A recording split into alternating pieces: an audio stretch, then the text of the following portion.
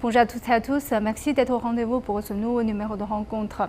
Aujourd'hui, nous allons rencontrer une femme exceptionnelle, le professeur Marcelina Chijoriga, directrice de la Mwalimu Julius Nyerere Leadership School, une école ouverte en l'honneur du premier président de Tanzanie. Nous nous sommes rendus à Guangzhou, dans le sud de la Chine, pour la rencontrer. Elle va nous parler de sa vision du leadership et partager avec nous son expérience de la Chine.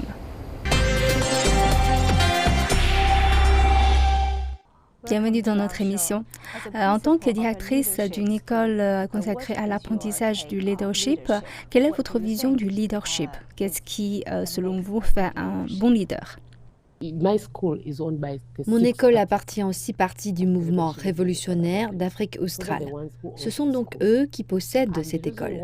Et la raison pour laquelle ils ont voulu créer ce genre d'institution, cela remonte aux alentours de 2012, quand les présidents des 6 pays qui avaient participé au mouvement révolutionnaire ont constaté qu'il y avait un vide en matière de leadership, en particulier chez les jeunes.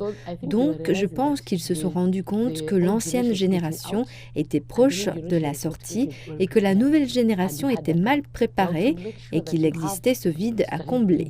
Nous voulons être sûrs d'avoir des leaders de qualité dans ces pays pour pouvoir aller de l'avant, car tous ces pays ont déjà réalisé leur révolution politique, mais maintenant, nous voulons réaliser la libération économique et pour cela, il faut des dirigeants capables de forger le développement dans ces pays.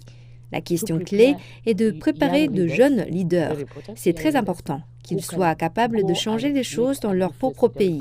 C'est le premier point.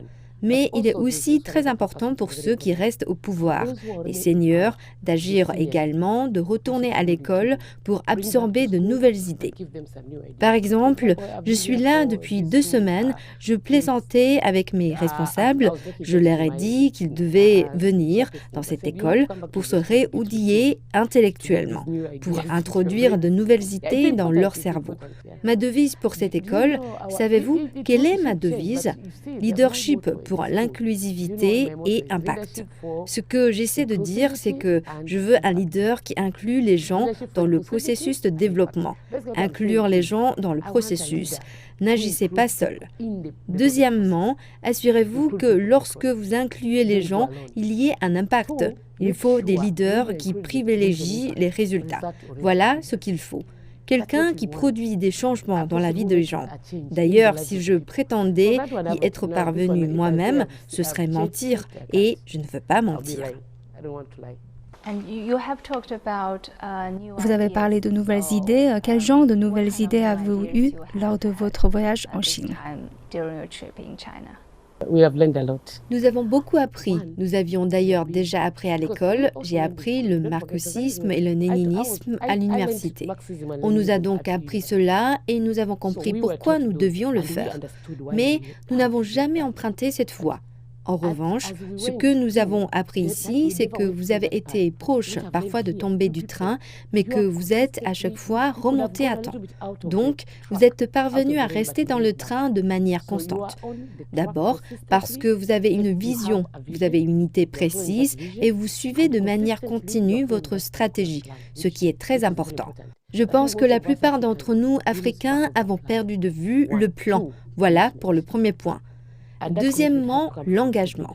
Et cet engagement doit venir des plus hauts dirigeants. Ici, vous entendez toujours le secrétaire général Xi Jinping promettre qu'il va rester sur la bonne voie. Il montre qu'en tant que leader, vous devez d'abord donner l'exemple. Ce que je dis, c'est ce que je crois et ce que je fais. Et les gens me suivent. Vous ne pouvez obliger personne à vous suivre si vous ne faites pas ce que vous prêchez. Alors que nous avons parfois de très bons plans, mais nous ne les mettons pas en œuvre. Il faut rester consistant de bout en bout. Le développement est difficile. Cela ne se fait pas en un jour, mais vous devez toujours suivre le chemin que vous vous êtes tracé. L'autre aspect très important, d'après moi, c'est d'avoir un développement centré sur les personnes. C'est le développement pour lequel je m'engage. Un développement centré sur les individus. Parce que si vous avez un projet de développement, mais que je me sens exclu, que je ne suis pas engagé, cela ne marchera pas. parce que je peux m'impliquer, mais si je ne vois pas la valeur de ce développement, quel intérêt? Regardez tous ces projets en Chine. Les gens sentent qu'il y a quelque chose pour eux et je pense que ce serait idéal pour les Africains parce que nous partageons déjà ces idées, parce que nous sommes déjà dans ce socialisme et nous avons encore de gens qui y croient.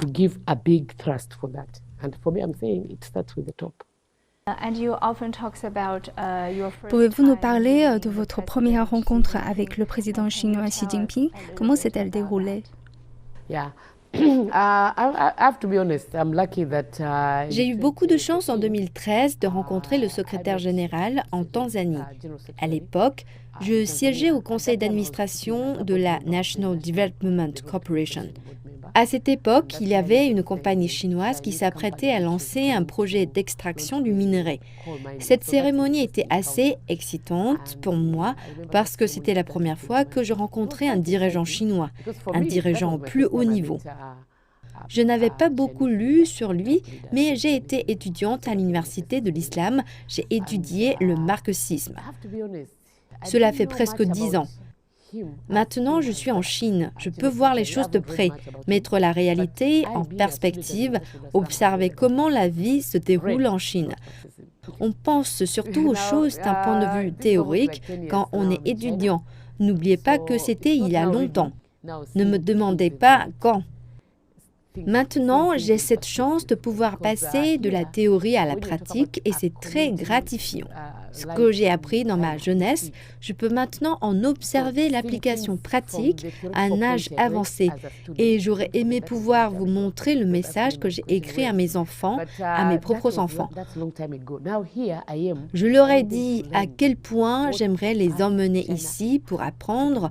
Je veux qu'ils sachent à quel chemin la Chine a emprunté et je veux qu'ils en fassent bon usage plus tard. Qu'ils apprennent comment a pu se réaliser cette incroyable transformation de la Chine, qu'ils apprennent qu'il ne faut pas se concentrer sur les autres, que le changement, ça commence par soi-même. Je souhaite que mes enfants apprécient ce que j'ai vu en tant que parent. Bien sûr, l'autre chose qui est importante à mes yeux, et j'en parlais à mes collègues, c'est cette école que je dirige et les jeunes avec qui je travaille. Je veux qu'eux aussi profitent de ces enseignements. Ils représentent la jeunesse absolue. Vous savez, les êtres humains souffrent tous des mêmes défauts. On oublie que la sincérité commence d'abord avec soi-même. Si je suis sincère, les gens vont m'écouter. La bonne foi vient d'abord de moi. L'affinité avec autrui, elle dépend aussi de moi. Tout leader est d'abord une personne. Un bon leader, c'est avant tout un être humain.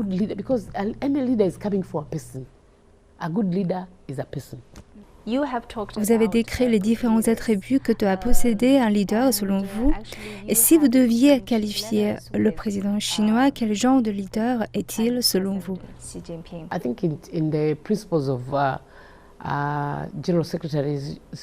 Je pense que dans les principes défendus par le secrétaire général Xi Jinping, il revient souvent sur les notions de sincérité, de résultat, de bonne foi et aussi d'affinité.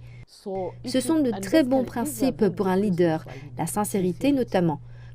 Quand vous êtes sincère, vous êtes confiant. Les gens veulent sentir qu'ils peuvent vous faire confiance en tant que leader.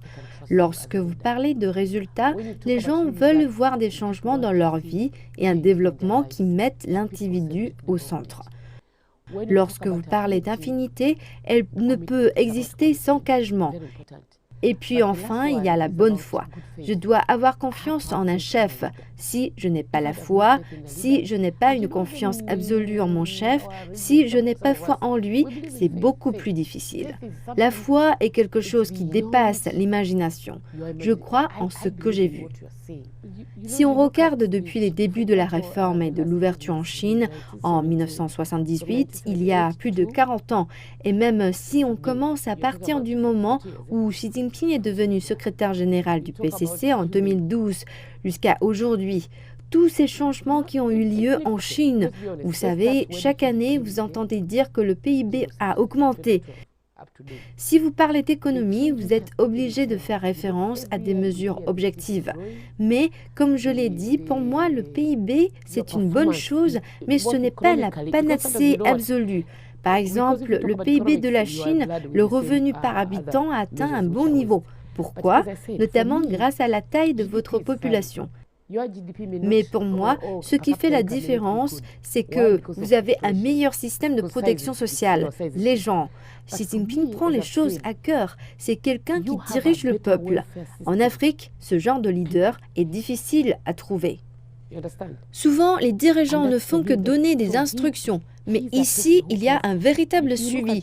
Vous savez, ils nous ont expliqué tout ça durant les expositions. Il est venu à telle date, il s'est assis à cet endroit, il a révélé tel et tel point. C'est quelqu'un qui voit dans la longue durée. En tant que leader, vous donnez des instructions, mais vous vous assurez également qu'elles soient suivies des faits.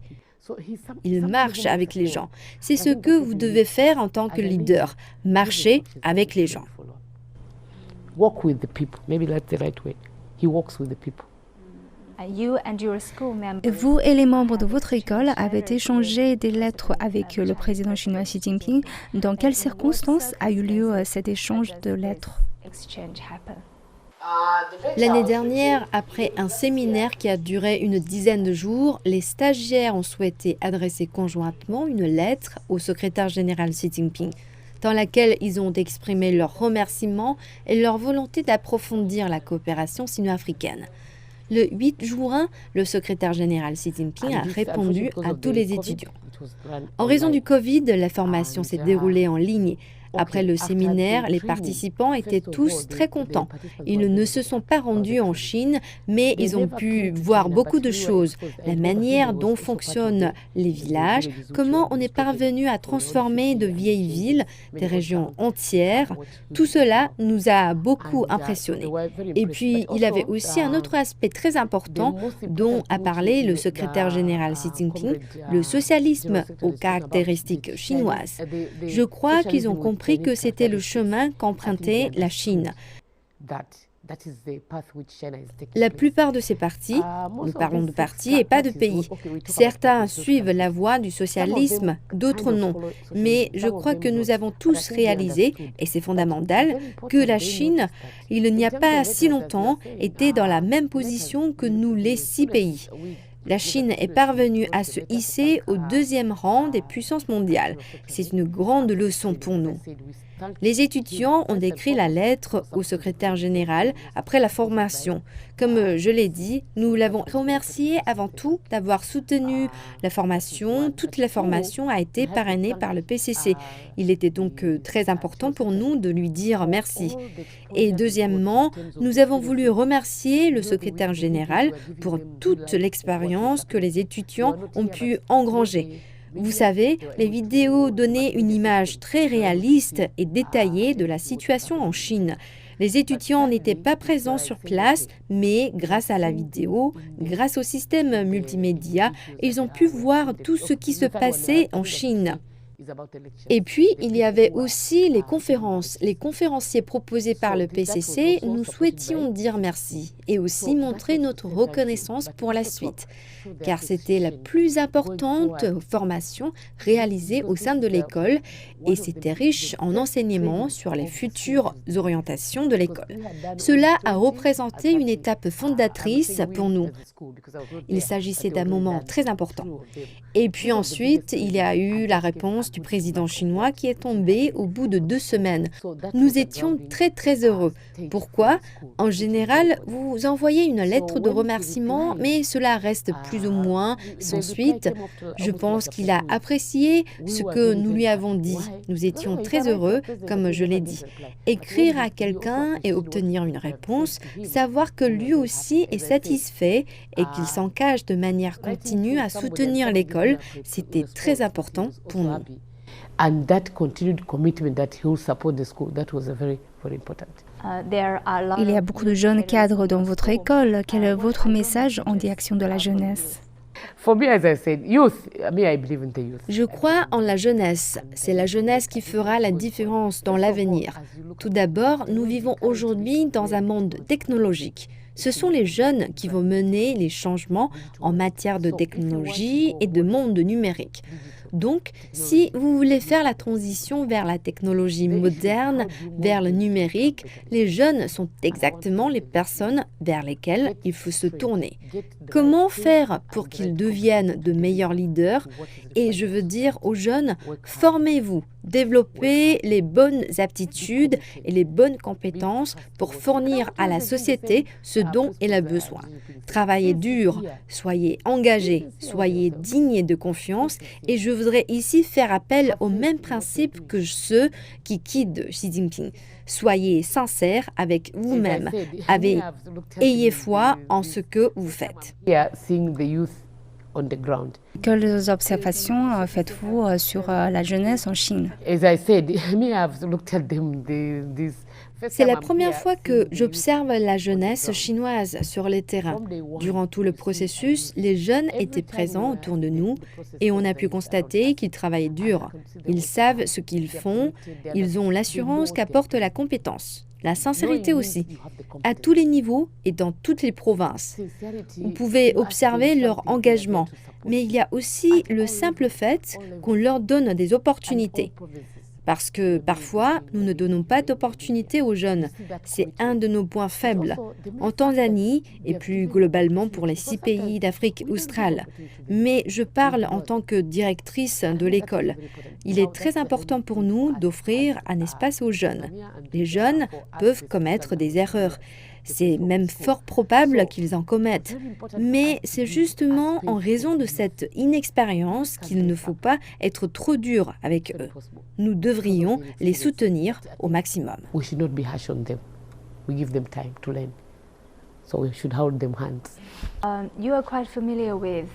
Vous travaillez beaucoup avec les jeunes. Et comment expliquez-vous cette intégration réussie des jeunes au poste à responsable en Chine?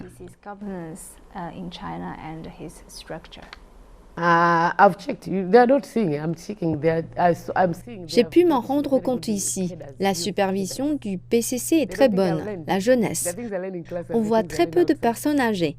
Il y en a bien sûr, mais au premier plan, je vois beaucoup de jeunes. Les jeunes ont beaucoup d'énergie et il faut en tirer parti au maximum. Il faut leur passer le flambeau et l'erreur que nous commettons toujours, c'est de ne pas faire confiance à la jeunesse. Nous devons leur faire confiance et leur laisser le champ libre. Nous devons travailler avec la jeunesse. Il ne faut pas les ignorer. Ils ne sont peut-être pas suffisamment matures pour faire exactement ce que vous souhaitez à cet instant précis, mais il faut les préparer pour qu'ils deviennent de meilleures personnes. La difficulté, c'est comment préparer les jeunes à devenir des leaders, de même leaders, des dirigeants responsables. Voilà ce que vous voulez. Et il faut aussi que les seniors se réoutillent. Il faut qu'ils reviennent à l'école et voient ce qu'ils ont accompli. Je pense que c'est très important, cette question de la jeunesse. Ils représentent l'avenir. Les jeunes doivent travailler dur. Je ne sais pas pour les Chinois. Je ne peux pas parler en leur nom. Chez nous, il y a trop de gens qui pensent d'abord aux bonnes places, au pouvoir.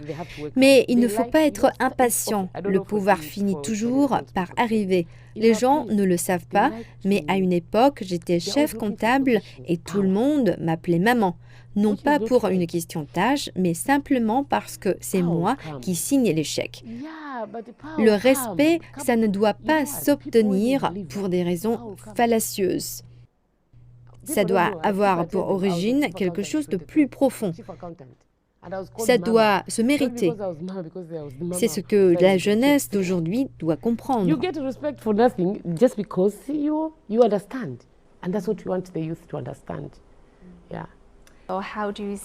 Comment envisagez-vous le futur de la coopération entre la Chine et la Tanzanie et plus largement entre la Chine et l'Afrique? Nous pouvons apprendre beaucoup de la Chine. Tout d'abord, l'ouverture. Nous devons nous ouvrir. Parfois, nous, les Africains, nous pensons qu'en étant fermés, cela signifie que nous sommes en sécurité.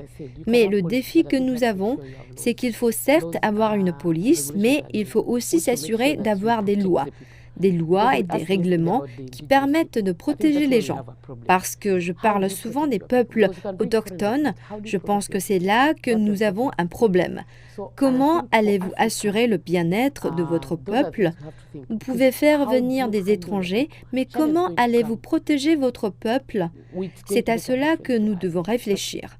L'Afrique doit prendre tous ces facteurs en considération. Comment gérez-vous votre propre peuple? La Chine va venir. Cela va faire une différence pour nous. Mais dans quelle mesure préparons-nous notre population? Pour commencer, on va avoir des visiteurs de Chine qui vont se rendre en Afrique et puis on va avoir aussi des gens de chez nous qui vont venir faire du commerce avec la Chine. Et puis, il y a la question des infrastructures. Vous avez des infrastructures incroyables. L'Afrique va avoir besoin de cela aussi, pour le changement, pour le développement. Tous les autres principes sont importants, mais sans infrastructures, on ne parviendra à rien. Des infrastructures pour les déplacements des personnes, mais aussi pour le transport des marchandises. C'est fondamental. L'accès au marché. L'Afrique, avec la population que nous avons, nous pouvons faire du commerce entre nous et je pense que c'est ce qui rend la Chine aussi forte. Vous pouvez commercer au sein de la Chine. Tous les pays dépendent les uns des autres. La Chine vient en Afrique pour y investir et nous pouvons produire des choses en Afrique parce que nous avons des ressources naturelles. Quel est votre point de vue sur la gouvernance globale, surtout dans cette idée promue par la Chine de la construction d'une communauté de destin pour l'humanité? Pour moi, la gouvernance mondiale est très importante. Nous sommes dans un monde en mutation. Je pense qu'il est préalable que les pays travaillent ensemble plutôt que de manière séparée. L'isolement ne fonctionne pas. Je le sais parce que j'ai pu le constater au fil du temps. L'isolement ne fonctionne pas. Ce qui se passe en Chine nous affecte tous. Ce qui se passe ailleurs nous affecte également. Vous devez travailler avec les autres. Mais, comme je l'ai dit, vous ne pouvez pas travailler pour le marché extérieur ou le monde global quand, dans le même temps, votre peuple souffre. Sinon, vous allez vous heurter à une forte opposition. La population locale dira « Non, nous ne voulons pas de ça ». Les gens chez eux doivent voir cela comme un avantage. Si je ne distingue pas mon avantage, à quoi bon? Vous devez faire partie du monde, mais il est important aussi de vous assurer que la connexion entre votre peuple et le monde extérieur soit forte.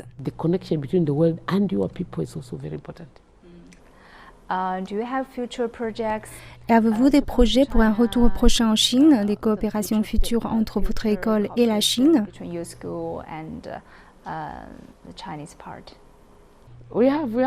Nous avons mis en place des protocoles d'accord avec différentes organisations. Par exemple, nous avons signé un accord avec l'Académie nationale chinoise de la gouvernance, avec laquelle nous avons mis en place des coopérations en termes d'enseignement et aussi de management de l'école. Dans ce processus, nous avons des échanges de personnel et nous avons également des échanges d'étudiants entre la Tanzanie et la Chine, entre les 6 pays. Donc, attendez-vous à ce que je revienne bientôt. Nous allons aussi procéder à des échanges de personnel. Mais je pense que l'autre aspect qui est très important, c'est que l'école de leadership, Mwalimu Julius Nyerere, est une nouvelle école, une toute nouvelle école. J'étais en contact récemment avec les autres écoles. Certaines ont ouvert leurs portes dans les années 1930. C'est un géant. Un peu comme lorsque nous étions en tournée à l'université Jeming, c'est une vieille école et je sais à quoi ressemble un vieil établissement comme l'université de l'islam. Quand vous êtes une vieille école, les systèmes sont en place. Les choses fonctionnent. Quand vous êtes une nouvelle école, il y a définitivement plein de choses qui ne fonctionnent pas. Donc, vous devez vous assurer en permanence que vous apportez les bonnes améliorations. Donc, la difficulté, c'est que nous avons beaucoup de détails sur lesquels il faut travailler. Nous devons réfléchir à ce qu'il faut fournir exactement à cette école. C'est une jeune école. Je sais que les gens parlent de la Mwalimu Junior Nager Leadership School. C'est une nouvelle école. C'est un bébé qui essaie juste de marcher. Donnez à ce bébé le temps de grandir. J'étais à l'université, je vous l'ai dit, j'y ai travaillé 6 ans de ma vie. L'une des choses auxquelles j'ai participé, c'est à la transformation de mon école de commerce. Mais il y avait une base. Vous savez que l'amélioration est facile quand il y a une base. Avec cette nouvelle école, nous partons de zéro. Il faut tout construire, même les fondations. Et quelles sont vos ambitions pour l'école? Qu'il devienne un bel enfant, un enfant respectueux qui obtienne des résultats, qui produisent de bons leaders. Et quand je dis de bons leaders, je veux dire qu'ils soient capables de faire une différence. N'oubliez pas que j'ai enseigné pendant de très nombreuses années. J'enseignais la théorie, c'était détaché de la pratique. Cette fois, c'est différent. Je peux me déplacer et aller vérifier ce que font les gens. Je suis assez optimiste. Déjà, dans le gouvernement actuel, nous avons des leaders de top niveau. Vous voulez voir votre bébé grandir. C'est une belle chose, mais c'est difficile. Quand vous avez une institution déjà mature, c'est beaucoup plus facile. Mais il y a aussi un aspect positif, parce qu'avec mon expérience dans mes anciennes écoles, des écoles traditionnelles, je peux ramener toutes mes connaissances accumulées. Mais dans le cas présent, c'est différent parce que les partis politiques sont impliqués. Cela fait partie des défis que vous rencontrez lorsque vous avez une nouvelle école et que ces partis ne sont pas des partis très forts. Leur existence dépend de leur victoire aux élections. Donc, pour moi, je dis aux gens que lors de chaque période électorale, c'est l'avenir de l'école qui se joue. Mais la politique, c'est très, très intéressant aussi, parfois. Merci beaucoup d'être venu sur notre émission. Merci.